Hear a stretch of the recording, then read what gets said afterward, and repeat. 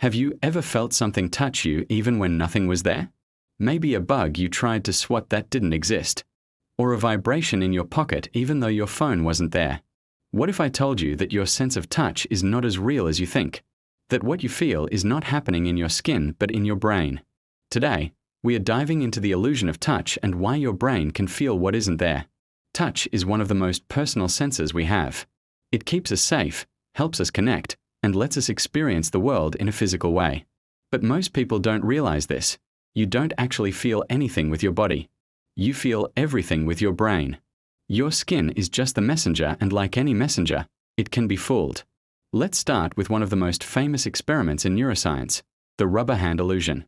In this experiment, a person places their real hand out of sight, while a fake rubber hand is placed in front of them. A researcher then strokes both the real and fake hand at the same time. After a minute or two, something unbelievable happens. The brain adopts the rubber hand as part of the body. When the fake hand is suddenly hit or threatened, the person reacts with fear even though they logically know it's not real. Their brain feels the touch on a hand that isn't theirs. This illusion teaches us something shocking. The brain decides what is your body, not you. Touch isn't only about the nerves on your skin, it's also about what your brain believes. And it doesn't stop there. There's another phenomenon called the cutaneous rabbit illusion.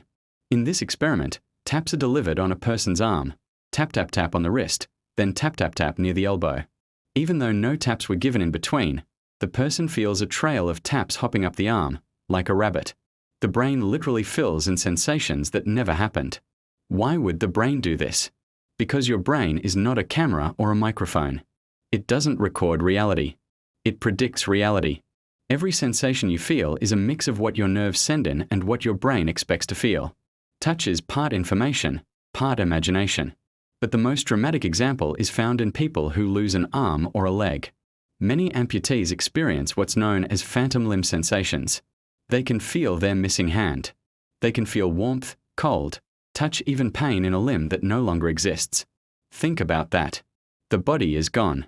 The nerves are gone. But the touch remains, because the map of the body lives in the brain. The sensation is real, but the source is an illusion. So what does all of this mean? It shows us that touch is not simply physical. It is deeply psychological.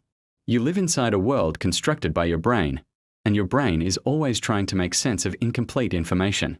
When it doesn't have the full picture, it fills in the gaps, and whatever it fills in, you believe. Because to your brain, perception is reality.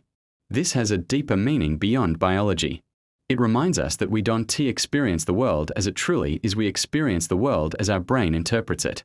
Touch can be faked. Memories can be altered. Emotions can change the way we feel physical sensations.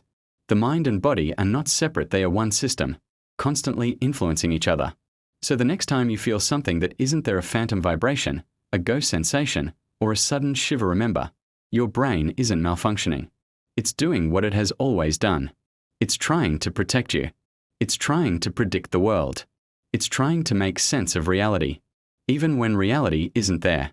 In the end, the illusion of touch teaches us something profound. What you feel is not always the truth, but it is always real to your brain. And sometimes, that's enough for your mind to believe it.